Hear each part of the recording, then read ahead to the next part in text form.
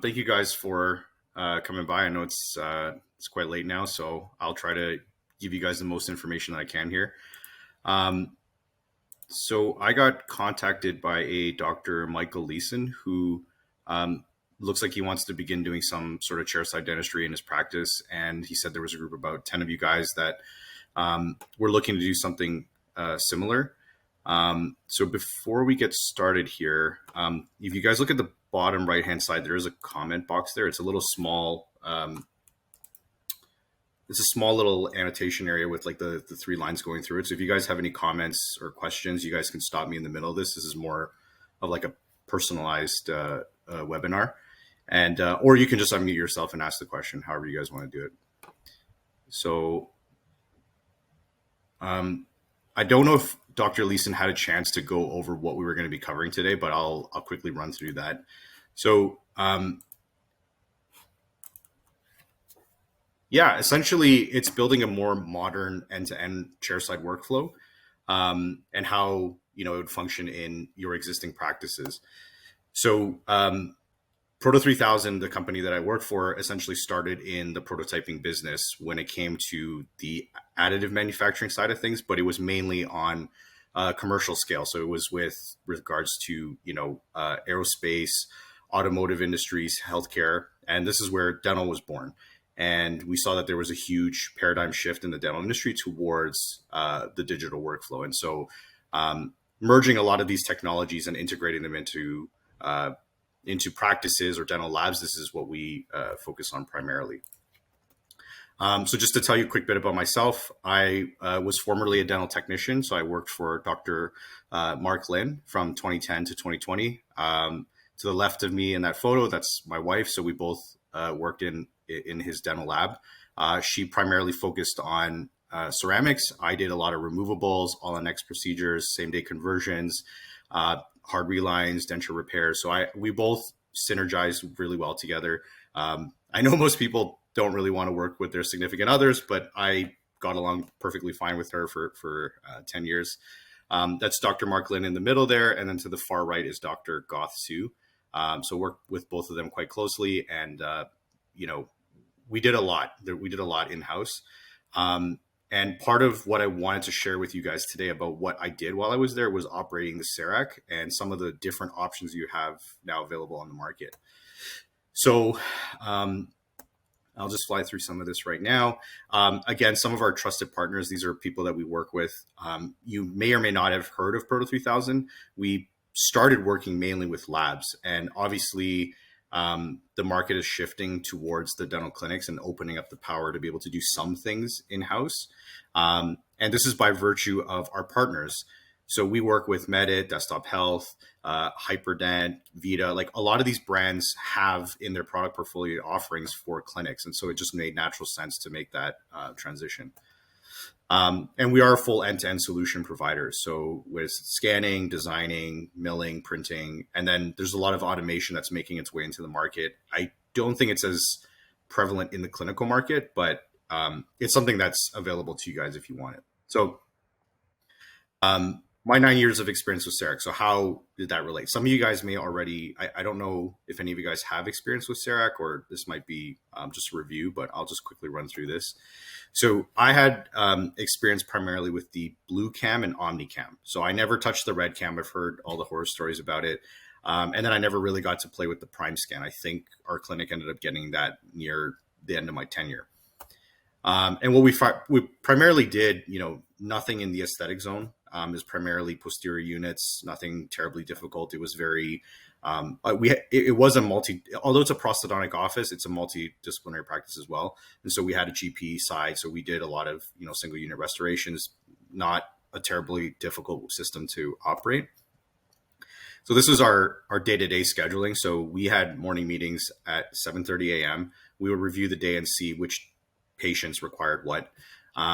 And we double booked our patients. So the side column would, as Dr. Lin would finish prepping and scanning, I would take over design, and then he would go to the next operatory to go do something else. Like, he's seeing different patients. And I would stay in the operatory and do the, I would basically see with the patient, but I would show them what I was doing, and I'd have, basic conversation with them about what I was designing and, how this is so much better than it used to be. And, all this great conversation to, give to the overall experience. Dr. Lin would come back in and subsequently approve the design, which then I would send off to the mill. We try it in its green state, and then we would fire it and then deliver, and the patient was out the door. So some of the pros and cons of this system. So in terms of pros, of course, it's the fast turnaround time. You're able to deliver crowns same day. Your first ones will probably be pretty slow, but then as you become, it's like anything, as you start to invest time, it starts to become a lot faster. In terms of technological advancements, I think it in general had a pretty good effect with the patients. I think it overall added to the experience. And intraoral scanning is at the time with the blue cam, obviously it was, if you guys have ever used it, it had this spray that you had to use, this optical spray, because it wasn't great with reflections. But after they removed that, it was much less invasive than alginate PVS. The CAD software was fairly easy for me to use. I don't know the average age of all the clinicians that are here, but if you guys play any video games, any like sort of hand-eye coordination, the CAD software is actually fairly easy to pick up, and it was not too bad in terms of teaching other people, I would say. Eventually, as my responsibilities grew, I stopped doing chairside CEREC. But yeah, it was okay. I was training other people, and they seemed to be able to pick it up. In terms of cons, obviously it's cost prohibitive. I heard somewhere, that's a stat about dentists coming out of school can, owe anywhere up to, $500,000 in student loans, right? So when you tack on the cost of a, $200,000 system, it's a lot to take. Limited application. So we weren't a full service lab in this clinic, but we did almost most of the standard application. The CEREC really was only for a single unit, or maybe like, a 2 or 3 unit bridge, but nothing really beyond that scope. We were told it had other capabilities, but they just weren't great. I think there was like surgical guides and stuff you can do, but they weren't where they needed to be. We were paying a $400 a month CEREC club fee, quite expensive. Obviously that's a lot. Also, if you tack on the overall cost of the unit, and then support was pretty tough for me to come by. Truthfully, like I had interactions with the reps, but sometimes there would be turnover. And then I basically was just expected to figure things out on my own. So that was a bit tough. Constant burr breakage. I mean, this comes with the territory, because Emax is a pretty tough material. And then this is kind of a small thing to think about, but we had it was a 3-floor building. And so the surgical suite was on the 3rd floor, and the 2nd floor was GP. So if we ever wanted to move the unit up and down to do CEREC, it sucked. You had to have 2-3 people carrying this thing down. So this is something to consider. If you guys already have like a Medit scanner or Trios or something like that, then this is not a consideration for you anymore. So in terms of the workflow, if you guys are already scanning, this is your data acquisition stage. So this is basically what you guys are already doing. You are providing data to the lab via your impressions. But then what comes after that? So in replacing the dental technician that would sit there and manually design your prosthesis, whether it's waxing something up or carving something, you're designing it digitally. So your STL file is entered into the CAD software, and then it exports an STL file of your prosthesis, denture, surgical guide, night guard, or even just a standard model, right? You're producing something with that CAD software, and then it gets sent off to either be printed or milled and then delivered. Printing and milling do have some overlap, but they also do have specific things that make more sense for the certain application. So printing, night guards, diagnostic records, surgical guides, those make the most sense for printing in terms of cost effectiveness and then speed and stuff like that. For milling, if you're doing your full arch, at some point, if you eventually get to be able to restore full arch cases, so you have a ceramist in-house or you have a dental technician in-house, that's pretty huge. Custom abutments, glass ceramic, like these are things you can't print, and so they make more sense to mill. So there's no universal solution at the moment. There's obviously some, or not obviously, but there's some sort of speculation that printing may eventually take over as the predominant manufacturing methodology, but it's not there yet. I've seen some stuff at Chicago, like printed zirconia. It's like not really conducive for even a lab, like just given how long the workflow is and stuff like that. It's not there yet, but maybe in the next, decade or so. And then delivery. So then at the point of, instead of having just a same day crown, there's certain things that you can actually deliver quite quickly to your patients. And I'm sure you guys have had this pain point at some point with your lab, having 2 to 3 weeks to have a delivery, depending on what the type of case is. Anterior aesthetics might take a little bit longer. I don't know. I hear mixed stories. Like some people, their labs are pretty consistent, like clockwork. Some of them, they're just having staffing issues. This is something you guys probably won't see on the back end, but right now it's a pretty tough time finding technicians. So this is why, bringing some of this stuff in-house will sort of increase quality of life for you guys as well as with your patients. So what options do you have? exocad Chairside and exoplan are the two softwares under the exocad branch that are for clinics. You have exocad Chairside, which is basically a copy of CEREC. It's super easy to use, and it's meant to be insanely streamlined to the point where you really don't need to be there. You can have your assistant doing it, or if you hire a technician, they can do it. It's just meant to be super easy. Exoplan is your implant planning software. So if you want to plan your implants and then design a surgical guide, then it would be done there. And then there's integration between the two softwares. So you can go to any type of, if you want to do some immediate loading, anything like that, you can do it between the two softwares. And purely agnostically speaking, exocad and 3Shape, although we're exocad dealers, I'm not going to sit here and pretend like it's the only option. 3Shape is also a really fantastic option. If some of you have a Trios, the 3Shape software is good. They're both really good softwares. 3Shape is a little bit easier to use, I would say. It's meant to be pretty dumbed down. But once you start to get into CAD softwares, you'll realize that that's not always an advantage to be too easy. Sometimes you want a little bit more control to be able to do more things in the software. And that's what exocad is. Exocad is a high level of control with a little bit more of a learning curve. But they're both really fantastic softwares. So onto the milling. This is sort of the thing that there's a lot of questions around, and like, what are the different options? So I'll start by defining some things within the workflow that are important to know. So you have your block holder and you have a disc holder. So if you look at these two photos on the left and the right, they both do different applications. So it's actually how the material is delivered to you guys.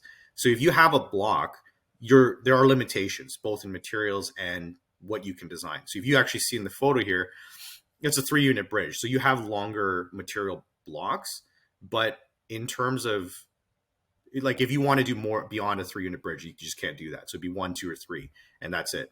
And then material limitations, you're not going to get like I don't even think I've ever seen a wax block. Maybe it does exist, but I haven't seen it. And so you're kind of hampered by the materials in that way. Conversely, the disc holder, basically you have two holders here. So you have the full fixture and then you have a half fixture here. Any standard 98.5 millimeter disc will fit in an open sourced mill.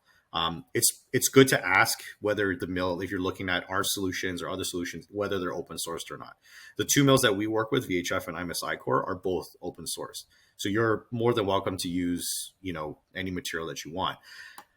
One of the mills we're going to be covering today is the 150i Pro, and it actually has interchangeable options. So if you see this notch right here, it's actually a bolt that you can remove and swap the fixtures. So if you wanted to do blocks, then you could swap on the uni holder, which is basically a single block holder, or you can have a multiple block holder. So this one will hold 6 at a time, and you can just fit it in your regular fixture.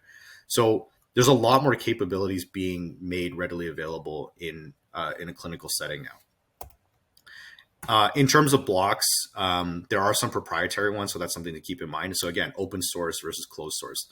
Some companies will try to lock you into their system, but different types of block mandrels, these will be proprietary to the mill that you get. But a universal holder basically will be accessible for most mills.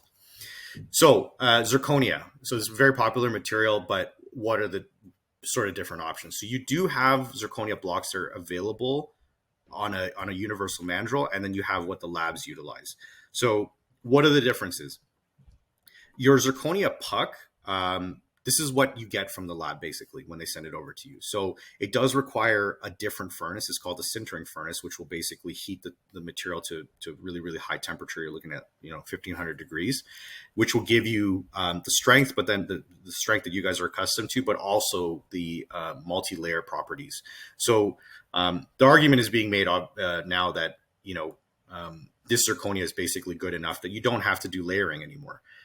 When I was in school for this, you would get cut back and then you would layer this incisal porcelain, make it look really pretty, but you just don't really need to do that anymore. I know it says 8 to 12 hours here, but it's actually, if you're doing single unit restorations, it's about 3. And then anything beyond a 3 unit bridge would be between 8 to 12 hours, depending on the material. They all have different firing cycles. And an average puck, an average 98.5 millimeter disc, you can fit anywhere between 15 to 20 units, depending on how they're nested. And then, this is possible to be done in-house, I would say, but not delivered same day. You would not be delivering this material same day. Like the patients aren't going to wait these kind of times. So enter the conversation as a speedfire zirconia. So this also requires a sintering furnace, but it's a special one. It's called a speedfire one, which I'll talk about in a little bit. Your fire time is about 18 minutes. And then this is where the limitations come in with the 1 to 3 unit bridge. But due to the speed that it's being sintered at, you are compromising on a couple things. You are compromising on speed. So you'd be looking at maybe 700 or 800 megapascals. And then also, you're not really going to get that nice incisal translucency on the incisal edge. So this is something you might deliver in the posterior possibly, and just so the patient can leave with something same day. But there's give and take for both. You're either having more time to deliver or you want to deliver something same day. This is really the preference of the clinician. Also to be noted, there are some wet mills only. You can actually mill this wet, but it'll just add a little bit of time on the dry cycle when you're firing it.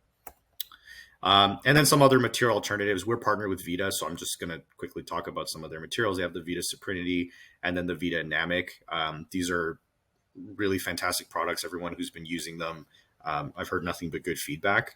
And they're very cost effective. And I would say one of the main advantages is that everyone uses the Vita shade guide. So if you want to get the most accurate shade, then you'd use the Vita shade tabs, but then you use the Vita products because then you get a one-to-one match compared to swapping materials.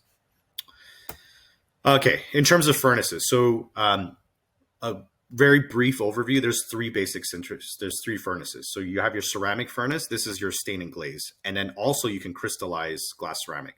So this is meant to be a much lower temperature, but this will basically, if you decide you want to characterize your Emax crown or your zirconia crown, it would go into ceramic furnace.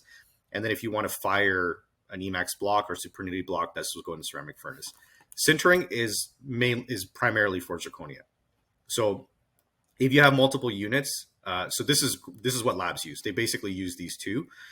Your sintering furnace would be, you basically get up in the morning, you get to the lab, you de-sprue all of your crowns. So you say you have 20 units, you chuck them on the plate, you wait for 8 hours. So by the end of the workday, you would have 20 crowns coming out. Then you put on your next firing tray, you go home for the day. The next morning, you just rinse and repeat it all over again. The crowns that are done go to the lab bench, and then the lab bench, they basically start characterizing and they use a smaller furnace. The speedfire furnace is meant to go up to that very high temperature in a very quick amount of time. So that 1500 degrees that it needs to get to will be much faster. That's how you get the 18-minute fire time. This type of speedfire furnace that Ivoclar carries, the CS6, can actually do the zirconia, but then also the ceramic. So it's a good 2-in-1 alternative. However, you can't fire like the lab zirconia. Like there's some instances where you might be able to, but some of the doctors who have bought this have had some difficulty with it. So some things to consider. And at some point, I'm going to make a chart of this because I know it's a lot of information and I know it's 8:30. Everyone's probably had a long day. More easy to read, very compact, that you can see kind of in one page. So what other open source alternatives are there? You have your printing solution. So we work with Desktop Health. They never released this middle unit, but they have the Desktop Health Einstein and the Pro XL. Pro XL is really more if you're really, really high production. I would say like maybe a DSO that owns multiple practices and has a high production. Your bottleneck is the build plate. So I don't know if you guys are doing any 3D printing at all, but the name of the game is really resin conservation and also the size of the build plate, the surface area. Bigger surface area equals more production. So if you're doing clear liners, for example, you want to be able to print 20, 30 models at a time, so that what you don't want to do is print like 5 at a time, because it's like, oh, my clear liner case has 40 models that need to be printed. That's a really long time and a lot of manual labor that needs to go into it. Also, resin conservation. So I touched it, it was in one of the slides earlier, but 3D printing is the more conservative. It's a lot less wasteful than milling. The whole idea behind that is, if I was to print a night guard versus milling a night guard, you can do both. There are 98.5 millimeter discs of thermoflex material, but you can only fit 2 in there, which means that if your disc is $90, then you're spending about $45. The remainder of the material cannot be reused. Whereas printing, you're more or less using what you need, with the exception of the supports that are being printed on it. That's waste, but it's a lot less than wasting an entire puck. Most doctors will go for a desktop Health Einstein, and they're fantastic printers. They're really easy to use, and they're meant to basically just go in and be plug and play. We actually have a prosthodontist that works across the street from our facility. We're based out in Vaughan, Ontario, at Highway 7 and 27, and we installed a printer around Christmas time for them, and their assistants have been operating it ever since. So we're about midway through the year, and they do quite a bit, actually. They do denture replicas, they do models, they do night guards, they do surgical guides, and then they're working with a system called iOS Nexus that, they have the proprietary scan bodies, and they can basically do the workflow of an all-on-X case from start to finish for you. But at one point, they actually need a proposal done in a material to see, aesthetics, function, and they basically send you an STL file that you need to print. And so they print these proposals, these screw retained proposals, that they print on the Einstein. So, and if you print it monolithic, you can even characterize it with, there's some really good stain and glaze kits. Vita has one called Accent, and then there's another one called, it's a GC one. It's called Optiglaze. I've used both of them. They're really awesome. And I have some photos on my Instagram I can show you guys later. And then what can you print, right? Like what am I doing with the printer once I get it? So some of these are not applicable for a clinic, but you can do custom trays, you can do denture bases, you can do diagnostic records, there's indirect bonding trays. So you have quite a few things you can do. And make no mistake here, there's no pressure at any point during any of this to do all of this at the same time. I know doctors that will do both. There are some doctors that'll say, look, I'm just going to start with intro scanning and let's just see how it goes. No problem. Because these are all modular, you don't really need to get them all at once. And there's some doctors that are like, man, like I need all of it. I want you to get all of it. I want to start all of it tomorrow. Like, okay. So we can do either or, but every application sort of is covered with some of these different pieces of technology. So in terms of milling, there are 2 main chairside options that are available. So the VHF Z4 is pretty interesting. I'll start off with some of the really pertinent things for a clinic. So one is the footprint. So I'm going to, most clinics, I very rarely come into contact with a clinician who's like, yeah, I have tons of space. I'm going to I can get all this equipment. It makes perfect sense. Most of the time it's like, man, I literally have one small desk. And if you can't fit it on there, like this just doesn't make any sense for me. So the Z4 is not a terribly invasive footprint. It also has an internal compressor. So there's no need for you to drive an airline to the Z4 to, if your existing compressor at your practices don't have additional air to feed off the Z4, you basically have to buy another compressor. This is like an additional cost that maybe some people don't factor in when they look at chairside milling. And then also it has direct integration with the exocad chairside. So it's basically a much more cost-effective version of CEREC. There's no annual fees. So this is kind of like I make one correction here. exocad chairside and exoplan do have annual fees. They're considered medical devices, so they must be up to date legally.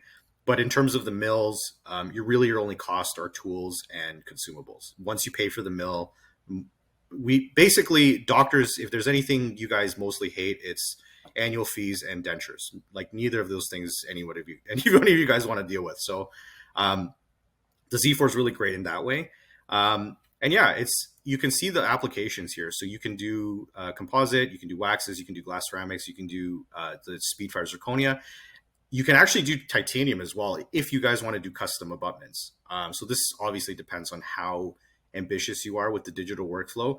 Also, you have options. If you elect not to buy CAD software, for example, so if you bought a scanner and you bought a mill, you wouldn't necessarily have to produce the designs in-house. You can outsource designs. There's companies out there that will accept your STL file, and then they'll do a design for you, and then all you got to do is manufacture it. That prosthodontic office I had mentioned earlier across the street, that's their exact workflow.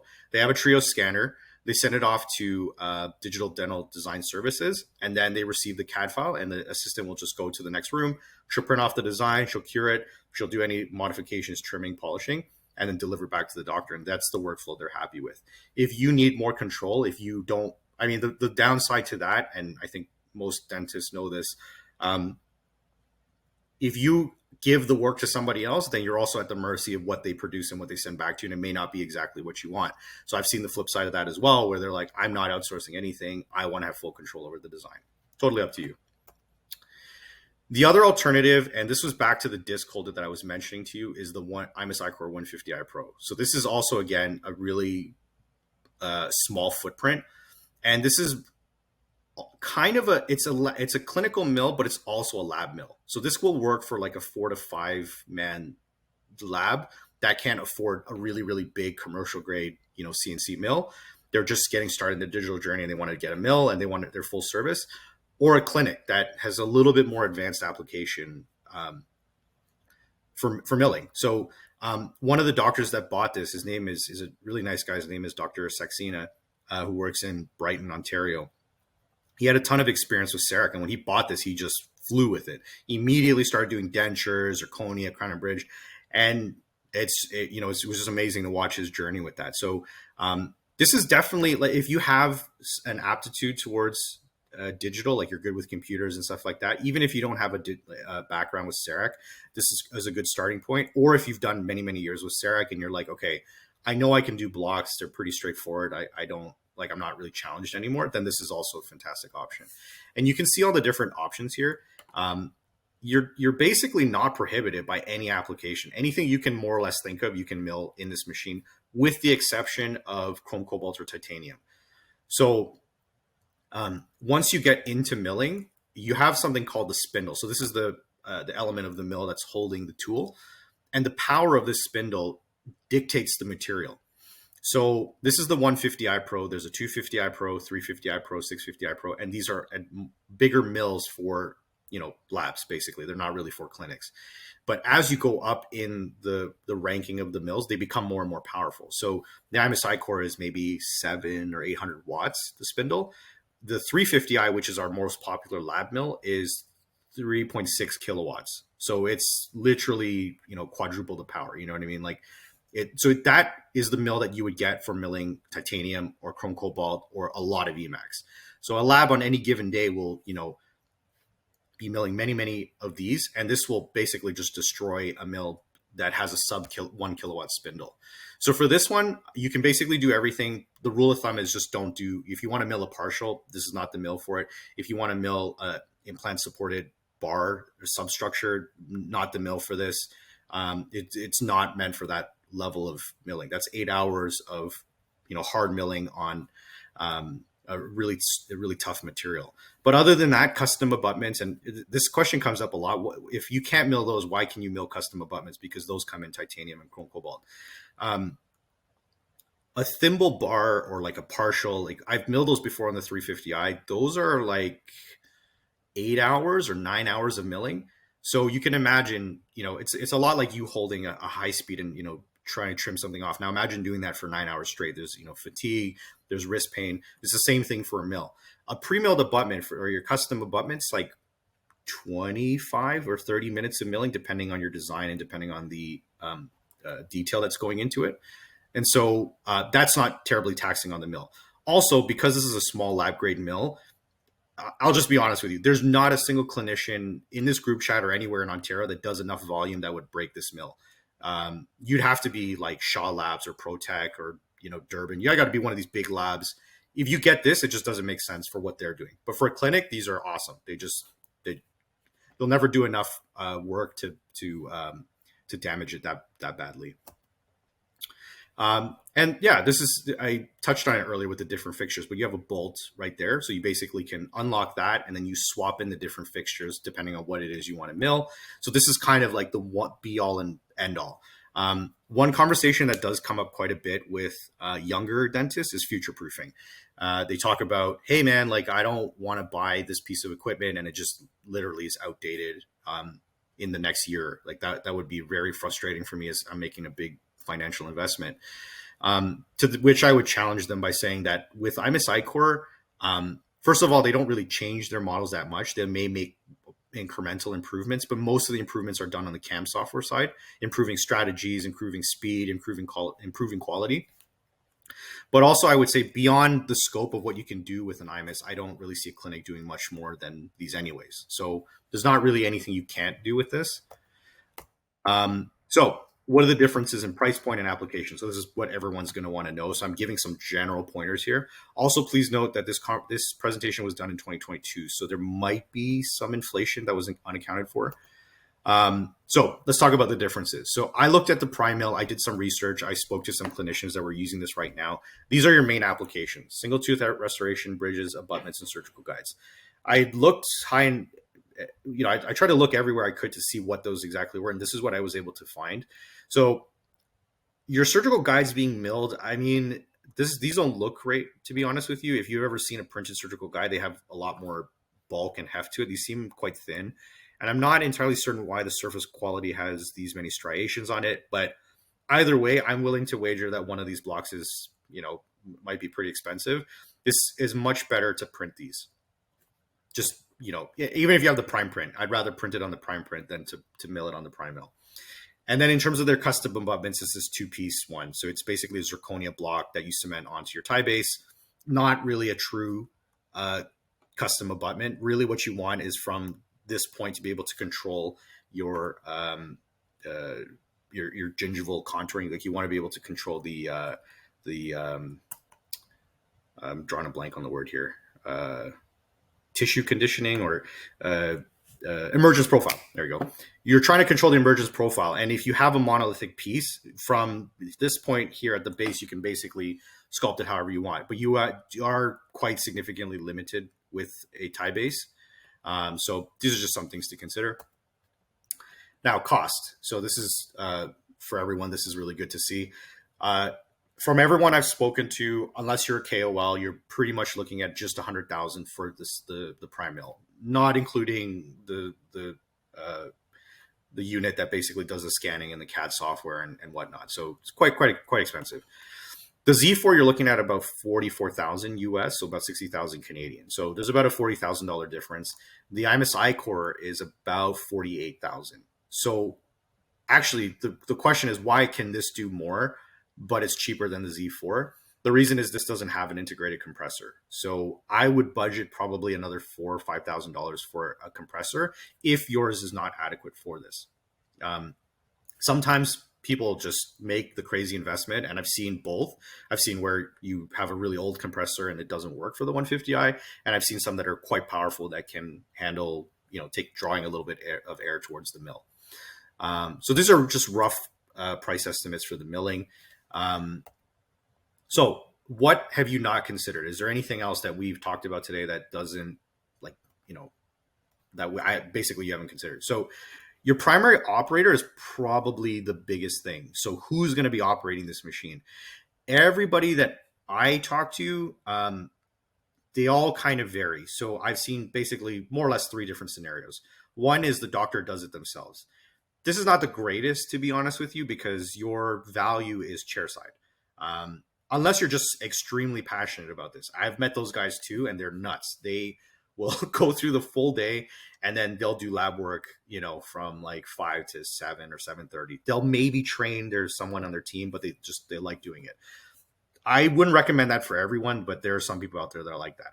You alternatively also have a really, ambitious and tech savvy assistant that you can give this work to. That's also an option. The third option is hiring a technician. So all viable options, but it's something to consider that most people, sometimes they're just like, yeah, like I'll just get started on this. If you have people on your staff, we all have people on our teams that, struggle, sending emails or like minimizing a screen. Like if they can't do that, do not give this to them. It's not that easy. Like there's definitely, you really want to take care. You really want to think about that when you're making this consideration. Yeah, footprint, that's another pretty big one. Some doctors are quite fortunate. They, have multiple units, and there's a doctor downtown Toronto. She actually owns the building right above her. It's like a 2-story building, and she's currently renting it out. But then she's just like, yeah, I want to make a lab. I'm just going to kick them out, and then I'm going to put my lab in there. This is definitely not the case for most clinics. And sometimes you may not even own the facility. And so, renovations might be out of the questions in terms of opening up space. So footprint is pretty important. Everything that I've shown you guys today are on the much smaller end of the spectrum. Believe me, in their product portfolios, when you look at the mills and the printers, they always get much, much bigger. But everything I showed you today, they all fit in a lab. In fact, I can show you really quickly one of the setups. So this is a doctor in Hamilton that currently has a 150i Pro. So this is probably looks very familiar for you guys as like a sterilization area. They have their printer here. They have the imes-icore CS6 here. They have the IMES here, and then they have a suction unit here. One thing I didn't cover is the suction unit. So this is wet or dry mill application. So if you're dry milling, you would use a suction unit. If you're wet milling, basically it would be funneled into the chamber underneath the mill. So you have two different options for wet and dry milling. And then the last one is return on investment. So I've refused to give quotes before. It's not because I don't like being successful or I don't like money. It's just sometimes I have to look at volumes and assess with the person I'm working with whether or not this is a sound financial investment. Right up front, 2 years is a pretty standard return on investment. Anywhere between, a year and a half to 2 years, maybe just a little over 2 years. This is very reasonable. This is very standard for most practices. I've seen like 4 months. I've seen clinicians that have $30,000 a month worth of lab fees. The flip side of that is I've seen doctors that do £1 a month, right? So it really depends on where you fall into this. Don't just buy it because it's a good price or you're getting a group purchase. Make sure that it makes sense from a financial standpoint. So this is a cost analysis I typically do, and this was an example of a doctor that did end up. Good night. My daughter just came to say good night. I just lost my train of thought. Sorry. Yeah. So this is a doctor that ended up making the investment, and so I want to show you approximately what their numbers look like. So you would start by they were tracking what they were doing over the year of 2021. And so this was their cost per unit from their lab. This was their amount of production. So in total, they spent in the year of 2021, 113,000. So that's a lot. That's a lot of money. So we took a look at the types of materials, what the cost of the materials are, what the cost of the units are against their lab fee. And just in material costs alone, they were leaving about 100K on the table.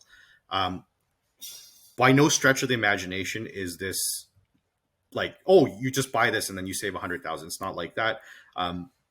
There's certainly some labor that goes into this, right? So there's labor, overhead, learning curve. You're not going to start, January 1st, 2024. You're not going to be producing right away. There's going to be a little bit of time required to become acclimated with the workflow. So I'd factor in maybe, a solid month or so.